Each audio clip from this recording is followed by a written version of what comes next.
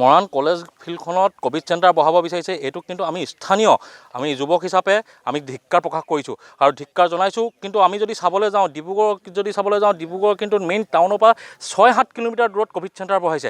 আমাৰ এই মৰাণৰ টাউনৰ মাজমজিয়া এই ফিল্ডখনত কিয় ক'ভিড চেণ্টাৰ বহাইছে সেইটো কিন্তু আমি প্ৰশাসনক সুধিব বিচাৰিছোঁ। কাৰণ মৰাণৰ মেইন টাউনৰ পৰা যদি অলপ 2-3 কিলোমিটাৰ যায় কেইবাখনো ফিল্ড আছে য'ত ক'ভিড চেণ্টাৰ বহাই পিনি কাৰো অসুবিধা নোহোৱাকৈ তাত বহাব পাৰে। এই ৰাজহুৱা ফিল্ড বহুত আছে, কিন্তু ৰাইজে ব্যৱহাৰ ফিল্ড কিন্তু বহুত কম আছে। এইখন কিন্তু ৰাইজে ব্যৱহাৰ কৰা ফিল্ড।